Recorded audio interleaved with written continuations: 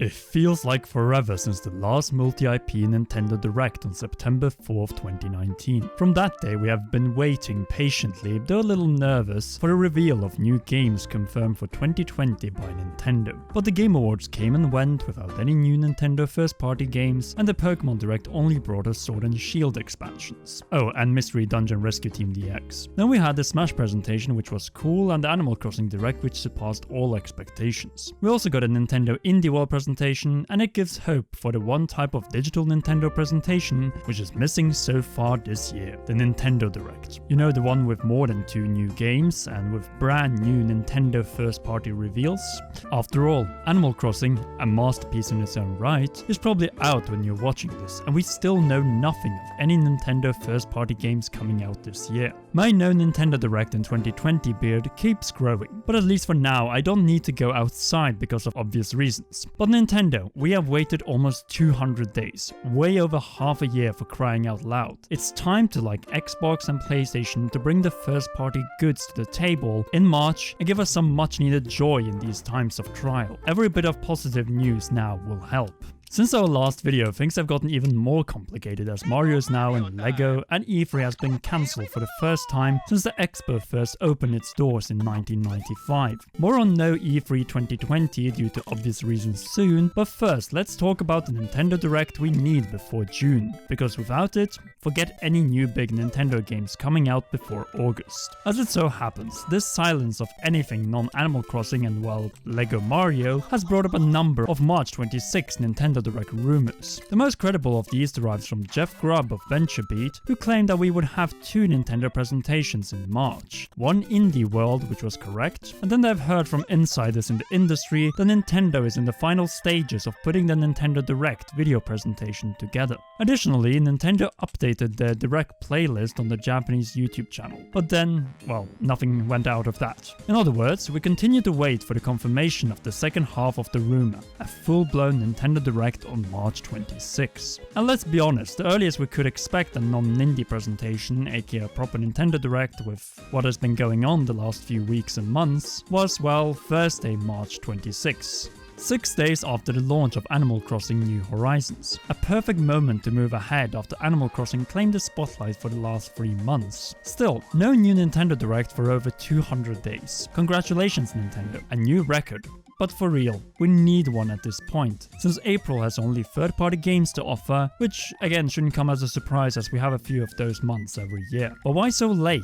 Just look around you. Under these circumstances, who is to say that Nintendo Corporate didn't make the decision to delay the January, February, early March Nintendo Direct? On top of that, Masahiro Sakurai recently confirmed in his latest Famitsu column that the first character presentation of Fighter Pass Volume 2 has been delayed due to the current situation. Another detail which complicates things for Nintendo is that Nintendo of America has been hit recently. This is crucial as Nintendo of America is responsible for localizing Nintendo Directs for the international audience. Translations, English texting of headlines and dates, international trailers and obviously dubbing is all performed in Redmond, Washington. Luckily for all of us, this Direct is probably already recorded and has been ready to go live for quite some time. The only question is if it will be happening this month. After all, with the LEGO Mario Time announcement, Game UK managed to post a line about Super Mario LEGO being announced in the latest Nintendo Direct. What Direct? Then again, I'm not sure how much truth there was in that statement, seeing that non-game announcements are never revealed in Nintendo Direct.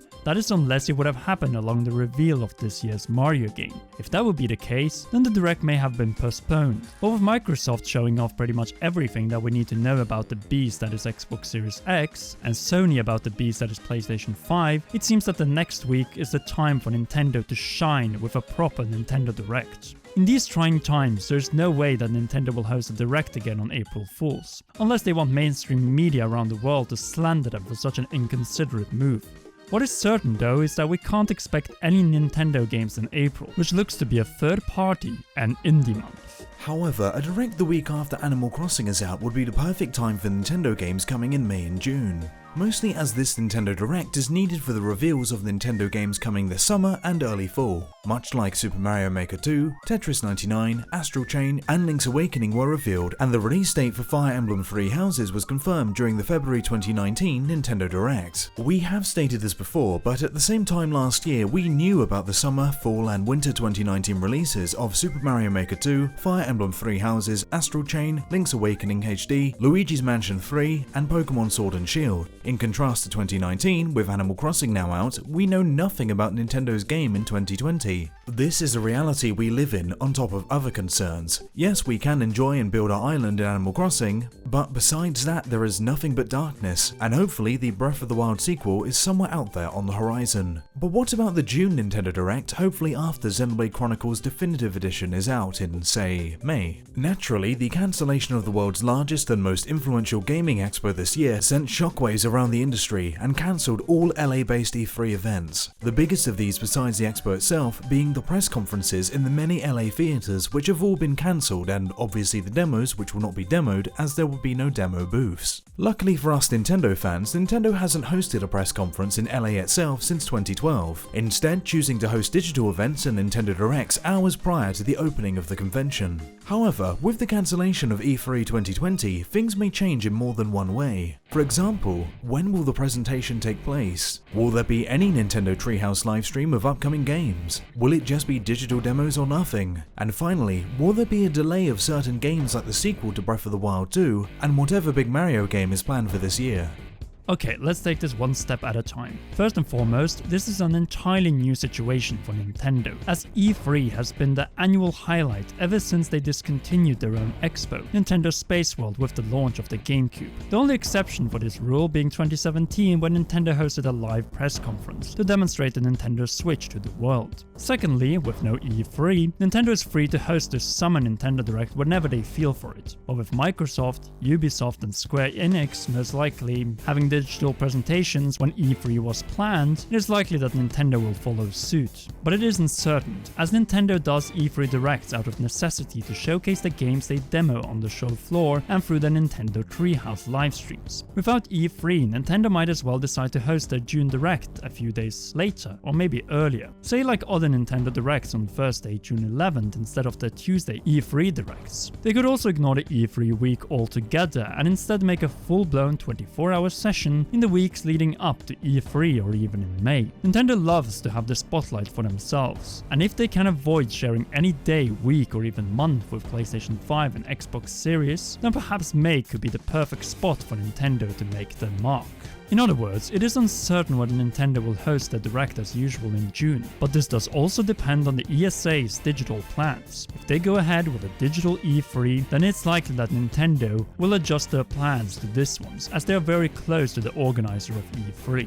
Or will Nintendo just ignore the ESA stream and have their own day separate from everyone else, with the traditional summer Nintendo Direct, followed then by a Treehouse livestream demonstrating all games that would have been otherwise playable at E3 if it wasn't cancelled this year? That brings up another question. Could Nintendo set up digital 20-minute timed individual demos that are deleted after one playthrough on the eShop? They could, but data mining might stop such a move. And with Nintendo's rather careful attitude towards digital demos, I highly doubt that this will occur. Maybe if the Nintendo New York store is reopened by then, they could host a demo event there. But then again, the number of people that would line up for such an event will probably cancel it before the doors opened. Truth be told, this might be the first summer in a very long time that we will not see any Nintendo demos of their upcoming games. In this regard, Gamescom may become a big event unless it is also cancelled, which is quite possible. So who knows, maybe we could get a demo or two on the eShop after all, which would be great, though unfortunately, due to broken trust and data mining, it seems highly unlikely. Then we need to ask, will Nintendo's big holiday game be changed as a result of E3's cancellation? After all, that game should be revealed or shown again by April. As a Nintendo channel with solid roots deep in Zelda, we would love for it to be Breath of the Wild 2. The game did not show up at the Game Awards 2019, but as long as it shows up in the next Direct, it is more than likely that it will be Nintendo's big system seller this year. However, Zelda with no demo seems rather unlikely, hence it's more likely that it will be a Mario title this year.